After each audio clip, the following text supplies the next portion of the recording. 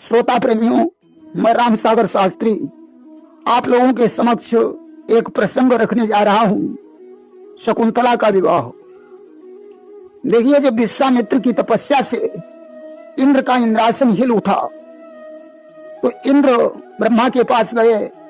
ब्रह्मा ने कहा, देवराज, मेनका अप्सरा को भेजकर विश्वामित्र की तपस्या भंग करा दीजिए। इंद्र ने मेनका को भेजा। उसने नृत्य गान करके विश्वामित्र की तपस्या में बाधा पहुंचाई। विश्वामित्र की तपस्या भंग हो गई। वे मेनका पर मोहित हो गए। उनकी दृष्टि मात्र से मेनका गर्भवती हो गई और कालांतर में उसके द्वारा एक पुत्री का जन्म हुआ। उसने उसे झाड़ी में फेंक दिया और स्वर्ग लोक को चली गई। इधर उस पुत्री की रक्षा के लिए एक शकुंतल नामक पक्षी आ गया। उसने अपने पंखों की छाया करके उस पुत्री की देखभाल की।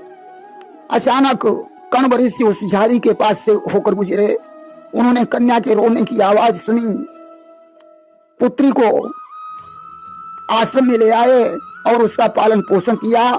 शकुंतला नाम रख दिया। अनसुईया और प्रियंवदा आदि शकुंतला की प्रिय सहेलियां थीं। शकुंतला धीरे धीरे विवाह के योग्य हो गई। एक दिन की बात है, कण्व आश्रम पर नहीं थे। हस्तिनापुर के राजा दुष्यंत शिकार खेलने के लिए गए। दैव योग से कण्व के आश्रम पर पहुंच गए कि कण्वाश्रम पर एक दिन जा पहुंचे दुष्यंत। रहता था जिस जगह पर 12 मास वसंत। कण्वाश्रम में 12 महीने वसंत रहता था। आश्रम में उन्होंने अत्यंत सुंदर रूपवती युवती को देखा, जिसकी कांति से आश्रम जगमगा रहा था। राजा उस युवती को देखकर मोहित हो गया।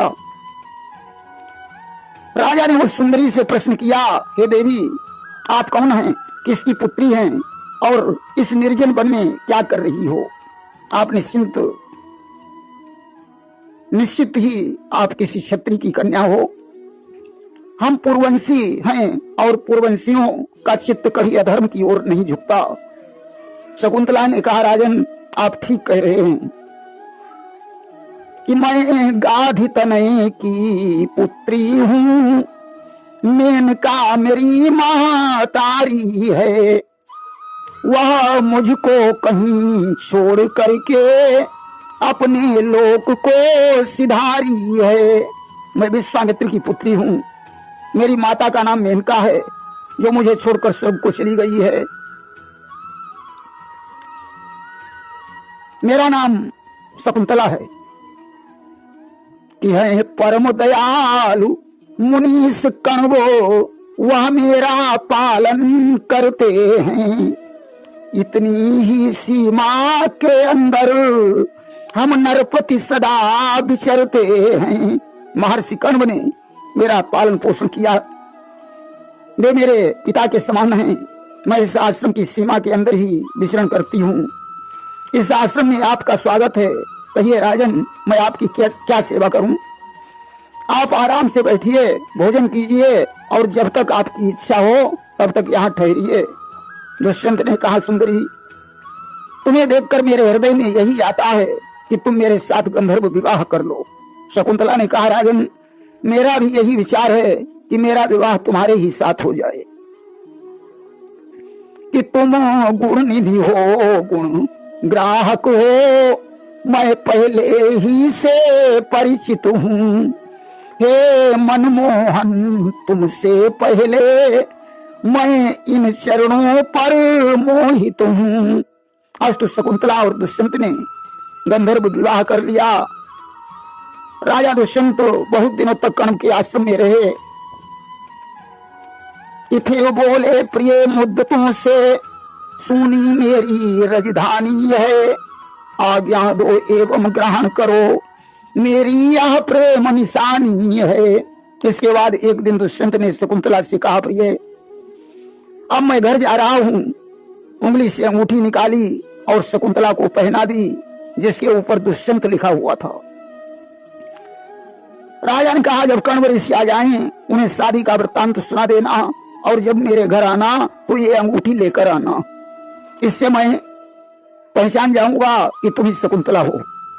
आज प्रेम चिन्ह प्रदान करके दुष्यंत हस्तिनापुर चले आए और उधर एक दिन की बात है, शकुंतला पति के सोच में उदास बैठी हुई थी। उसी समय दुर्वासा ऋषि आ गए। शकुंतला ने उन्हें प्रणाम नहीं किया। आप तो जानते ही हैं दुर्वासा ऋषि बड़े क्रोधी महात्मा हैं। लोक वेद विदित इतिहासा अजानत सब क्रोधी दुर्वासा। आज क्रोध आ गया, शकुंतला को श्राप दे दिया कि जिस पति के मोह में आकर तूने मुझे प्रणाम नहीं किया वो तुझे भूल जाएगा। इसके बाद कण्व ऋषि आ गए। शकुंतला ने सारा वृत्तांत सुनाया। कण्व ने कहा, अर्थो ही कन्या पर किए मेव, कन्या तो पराया धन ही होता है, इसलिए पुत्री तुम सानंद अपनी ससुराल के लिए प्रस्थान करो। आज कण्व जैसे तपस्वी की आंखों में आंसू भर आए जिस समय शकुंतला ससुराल जा रही थी। फिर भला साधारण गृहस्थ लोगों को कन्या की विदाई के समय कितना कष्ट होता होगा। शकुंतला वृक्षों को पानी पिलाए बिना पानी नहीं पीती थी। फूलों से इतना प्रेम था कि उन्हें तोड़कर श्रृंगार नहीं बनाती थी। शकुंतला ने आज वृक्षों को प्रणाम किया। हिरण के बच्चों ने शकुंतला की साड़ी पकड़ ली। शकुंतला ने कहा, वत्स मुझे जाने दो, आज से तुम्हारी देखभाल महर्षि करेंगे और मेरी सहेलियां तुम्हें देखेंगी। शकुंतला अपनी सखियों से मिली, उनकी आंखों में आंसू भरे हुए हैं। आज कण्व ऋषि को प्रणाम करके शकुंतला जब आश्रम को छोड़कर जाने लगी, कण्व ने कहा, पुत्री मैं तुम्हें आशीर्वाद देता हूं, तुम सर्वदा प्रसन्न रहो। साथ ही साथ शिक्षा दी कि गुरुजनों की सेवा करना, अपनी सौतों के साथ सखियों जैसा व्यवहार करना, पति यदि अपमान करे तो भी उसके विपरीत नहीं चलना, पड़ोसियों से अच्छा व्यवहार रखना, भाग्य पर कभी घमंड मत करना। आज कण्व ने सारंग देव और सारद्वत नाम के दो शिष्यों को बुलाया और कहा, जाओ शकुंतला को भेजाओ। शची तीर्थ में शकुंतला को प्यास लगी। पानी पीने के लिए शकुंतला सीढ़ियों से नीचे उतरी। अंजलि में जल लेते समय वह अंगूठी सरोवर में गिर गई। शकुंतला का ध्यान अंगूठी पर नहीं गया।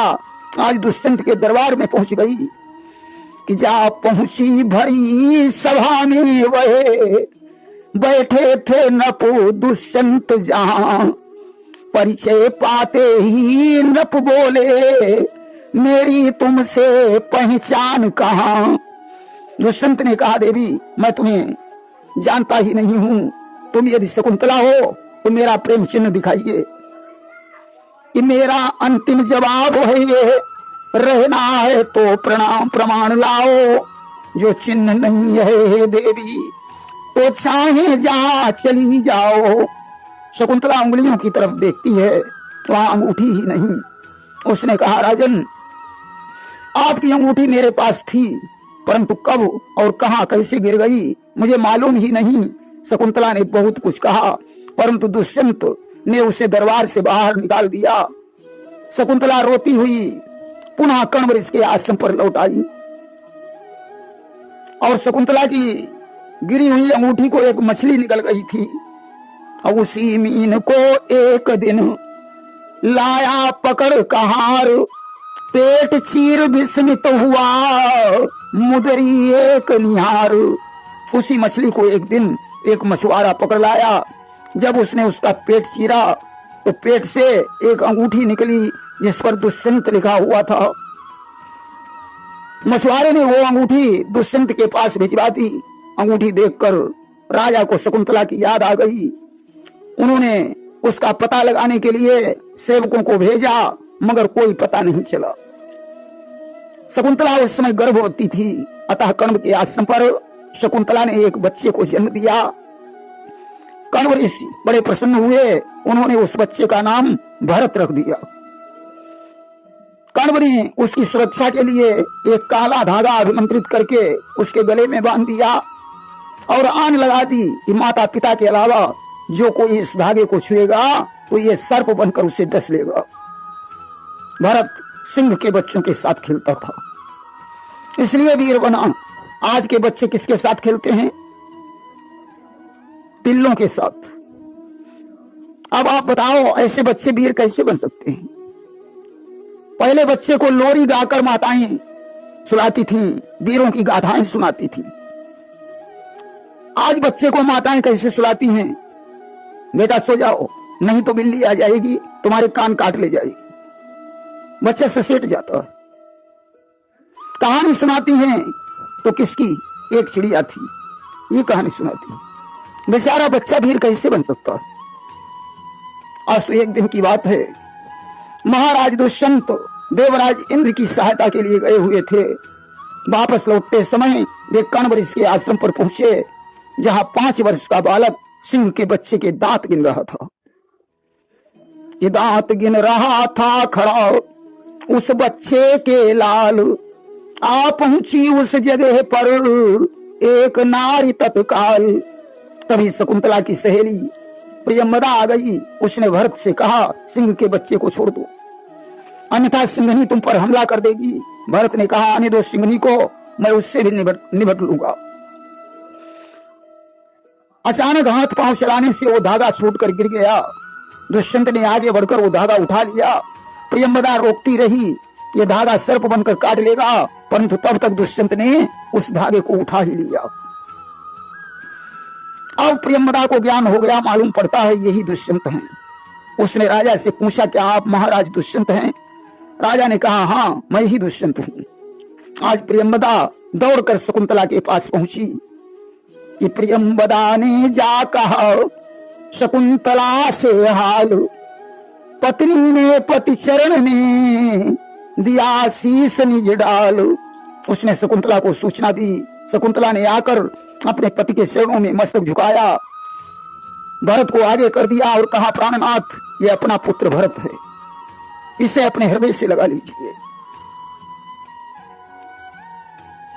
अब तो इन्हें भरत पर भी शंका हो गई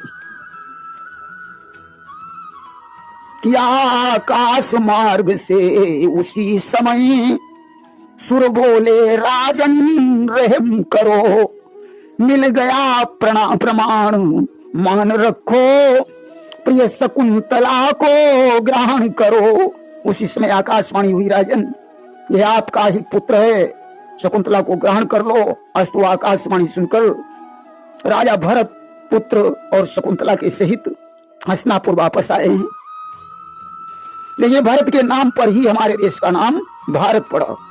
भरत ने आगे चलकर 27,000 वर्ष राज्य किया, 133 अश्वमेध यज्ञ किए। विदर्भ नरेश की 3 पुत्रियों के साथ इनका विवाह हुआ।